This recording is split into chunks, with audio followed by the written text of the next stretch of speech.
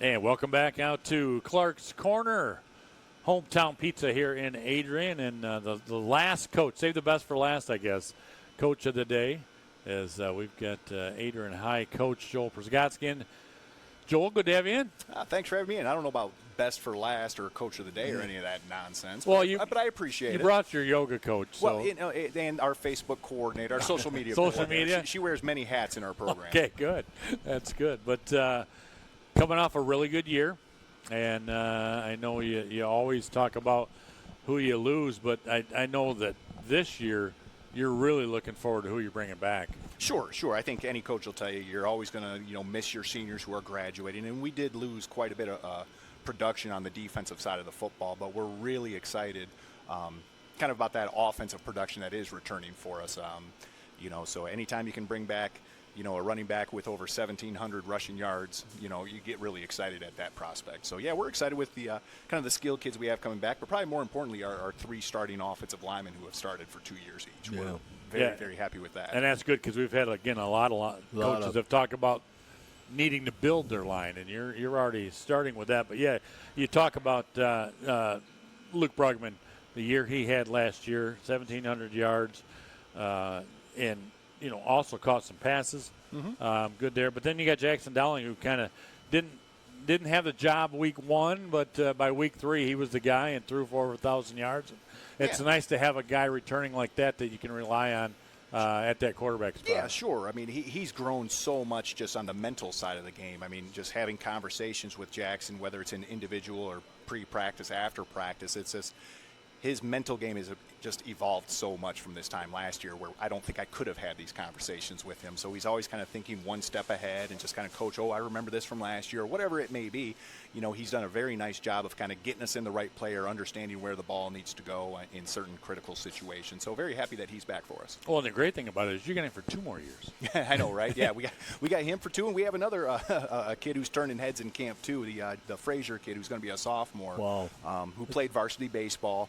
Yeah. Very happy with his kind of, evolution, if you will, over the course of the summer. And he's going to push for some reps, too. And I think he's earned that right to kind of get a snap here or there. And that's what's nice about the 5-quarter rule. Mm-hmm. Oh, absolutely. We're going to take advantage of it as much as we can.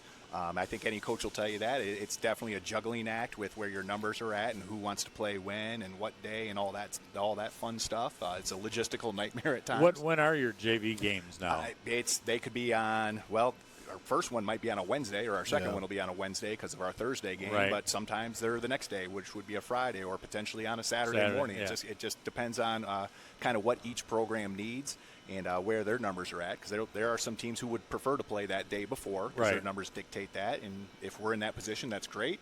Chances are there's some of our opponents will want to play the next day, which is also fine. Well, you're D4 this year. You know that going in. So that's a little bit different when you look at where your points are and where that's going to lead to. So does that change any thoughts at all? Not really. I mean, we just focus on who we're playing on any given day. I mean, it's nice that, if we play so many Division III schools and we're fortunate enough to beat them, those bonus multipliers kick in for you. But at the end of the day, whoever you're playing doesn't mean squat if you don't win that game. Right. So, I mean, you got to take care of business and let the chips fall where they may when it comes to playoff time. And we like our chances. But with the new regional seeding, we really have no clue where we're going to get pulled, especially in D4. We're kind of in the middle of 2 different regions, so it'll be interesting when that time comes. Coach, I wanted to ask you, what an unbelievable year last year, winning 9 ball games. Did that put you ahead of schedule? I mean, were you surprised at that? Yes and no. I thought we had the potential to be pretty good. I don't know about 8-1, 9-2 good. I was a little bit surprised at that, but I think that's a testament to our kids, who work extremely hard all year. We were fortunate enough that the injury bug didn't really bite us too bad. We had a couple kids who missed a game or 2 here or there. There wasn't any of those catastrophic season-ending injuries that we had, the year before. And I think every coach will tell you that if you can stay healthy, you're giving yourself a chance. And we were fortunate enough to do that last year. And what about the league this year? I mean, as opposed to last year, what do you think is the league stronger this year? I think so. I mean, there were a lot of those SEC white schools that were pretty young last year. Jackson specifically, I know Tecumseh graduated quite a bit, but they have quite a bit coming back too. I mean, they're going to be athletic, and it still runs through Chelsea. I mean, they got everybody coming back, and those Dangachesko brothers. It's like, golly, I got 2 more years of one of them, and the older one is turning a lot of heads this summer with his speed workouts. So, I mean, like I said, it's going to go through Chelsea for the foreseeable future, and hopefully, we have something to do about that. But, it's a good league. Lincoln will be it'll be interesting to see with them. They graduated a lot, but they have a good program, and Ipsy will be better, and Pinckney will be better under year 2 with Coach Buck. So, it's a good, solid little league. There's no week offs. You can't just, show up and say we're going to thump this team because we're getting ready for somebody else. You do that, you're in for a nasty little surprise. Well, and you get same non-conference teams, so that's kind of nice, too, that you're really being able to kind of know where you're at, not having a brand-new team to figure out what's going on because you've already played them. You have a little history, so that makes it nice with your non-conference that you have a little familiarity. Yeah, sure. I mean, Dundee will be a little bit better with Coach Carpenter's second year, but, we kind of know what to expect, but they know what to expect out of us because we coached against Jason, when his 4 years at Pinckney. And then, playing against Jackson Northwest, there's chances they might be changing their schemes. We won't know until we see their scrimmage film. But, they'll be well coached, and they're a physical ball club. And then ending with New Boston Huron, they played a lot of young kids last year, too. So I think, they'll be a lot better than what they their record showed last year. They were a good football team last year, but, the record just didn't necessarily show it. Now, defensively, we talked a little bit about the offensive side, but what's your big things, your takeaways from this first week but of last year and who you have coming back defensively? Yeah, I really like our depth on the defensive line. We're rolling like 8, 9, 10 kids, it feels like, at practice, and just trying to find the right combinations of who can do what at what times. Des Sarabia, Liam Martinez, and Dominic Bryan looked great up front. We had a foreign exchange student show up early. Normally they don't come in until this week, but he showed up last week, and I was pleasantly surprised with what that young man can do. Sharon, and I'm not even going to try to pronounce his last name. Where's he from? He's from Austria. Okay. And, good, thick kid, and he's stronger than you think. So I'm like, okay, he's adapting. Does he have any football history? He played American football. Okay. And again, I was like, okay, I don't know what that means coming from Austria, but, you just watch him at the first couple practices. You're like, okay, he kind of knows what he's doing once he figures out, our schemes and some of our what position is – He's defensive line, so defensive tackle, and a little bit of defensive end. And, he'll be fantastic. It'll be fun to see him kind of mix. And he's integrated well with our kids. They all just kind of, put their arm around him and kind of just accept him as, he's a Maple now. Yeah. Well, that's fun. Yeah, absolutely. And Landon Branch has done well at defensive end, along with Will Villalobos, Jeremiah Luckett, Trey Clark, and I'm sure I'm leaving someone else out. It's hard to do when you're rolling 12 kids in there.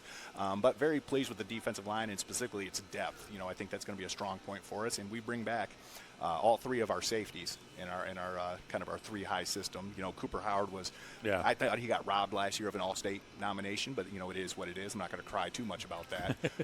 And Max Helt and Noah Yatsik at the other safety spots. I mean, they're. Coach Lopez has a lot of our schemes already installed and putting tweaks in when you have that many kids with, as many reps as they have under their belt. So very pleased with those 2 groups specifically. And our linebackers, Cashin DeBose and Aaron Saunders, have looked solid so far in camp. We got to, work on some depth a little bit, but Zeke Smart rejoined us. He's looking nice. And our 2 corners, we have about 4 kids battling it out. And I like what all 4 bring, but you just don't know what you have until they're in that competitive environment. But they're all athletic. They're extremely coachable. And, those 2 young men who win those spots are going to have to continue to work hard to keep them because the 2 who don't win them are going to be right on their heels the whole time. So very pleased. Back to the offense, you got Ryder Borton, one of the guys that catch the balls. And I think that, you mentioned Landon Branch on defense, but I think Landon's one of those guys that offensively is going to be in a lot of different spots for you, and I think is going to be a pretty crucial player on the offensive side. Yeah, he's kind of our Swiss Army knife on offense. He is technically a tight end H-back on the roster, but he's our backup tailback. We flex him out. He plays a little bit of receiver. So he does a little bit of everything outside of taking snaps for us. But, he's a young man who he doesn't care about credit. He just wants to be on the field and help his teammates achieve success in any way, shape, or form that he can. And I've been very pleased with his work ethic this summer and, what he's flashed on the field. So he's going to be a good ball player for us. I'm looking. You had a big win last year at Lincoln with a big kick. Mm-hmm. what's taking over the kicking game this year? It's no mystery. They're replacing a 4-year kicker is not fun to do, and we had a really good one in Zach for 4 years. You kind of take the kicking game for granted, and quite frankly, we had 2 all-conference punters the 2 years prior to that too, with 2 different kids. So Ryder Borton's kind of doing some kicking for us a little bit, some punting and some PATs and kickoffs. But we also have a soccer player, Owen Salenbein, who's been working with us this summer and kind of juggling his soccer schedule and trying to get him at football practice has been interesting. But Coach Leak with the soccer team, he's been nothing but supportive, and it's the ball kind of jumps off his foot a little bit differently. So very excited to kind of work with that. And he's only going to be a sophomore, so it's like once that light bulb turns on, I think that ball's just going to explode off his foot. Yeah, guys that have grown up kicking that soccer ball, they do. It's a little different than a guy 100%. That you're trying to get a guy to say, hey, do this. Yeah, I felt bad for him for a half a second because we were working on special team stuff on yesterday morning, actually, and we're just working onside kicks, and he just kind of looked at me like, well, I understand what onside kick. How do I do that? And so I'm like, we're trying to walk through it. I'm like, hey, this is different than just, hey, kick the ball as far as you can. Right. But, after about 2 or 3 reps of it, he figured it out pretty quickly. So he's a sharp kid. He just wants to help out, and I think he's going to fall in love with the kicking game. That's fun. But, again, it's a big year, especially as Coach said, with, maybe a little bit ahead of where you were at last year. So expectations coming in this year are a little different maybe than what you would have thought. Sure. I mean, anytime you come up with those expectations, it's a privilege. You did something right, but at the same time, you got to do something about it. And we just tell our kids, just focus on being 1-0 on this day or in this practice period, whatever it may be, and just put that, your best foot forward. And if, you can get a little bit better each and every day, you're going to give yourselves a chance to compete. We're not talking about lofty goals or anything like that. Sure, it's in the back of your head, but at the end of the day, it's like we just have to do what we have to do to get better on Monday, to put ourselves in a position to scrimmage Airport on Wednesday, or to get to Dexter on Friday, whatever it may be. We're not necessarily worried about games at this point yet. Yeah. Well, again, you got, start off with Dundee and Northwest, but you got Chelsea early in the year. Mm-hmm. So that's a big cog right there in the beginning, and then kind of know where you fall from the rest of the year. Oh, yeah. I wouldn't have it any other way. I want the measuring stick right off the bat. If we could play in week 1, we would. Let's see where we're at and see what kind of team we have. I think I have a pretty good idea of what we have, but until we see them in those stressful environments, we're not really going to know. But the good news is with the amount of kids we have back, we're pretty sure it's just the new faces. We can kind of figure out what's going on. All right, well, Joel, we're up against it. But, again, thank you for your time this morning. We appreciate it as well. And good luck with some Adrian Maple football. My pleasure. Thanks for having me in, and go Maples. There you go. All right.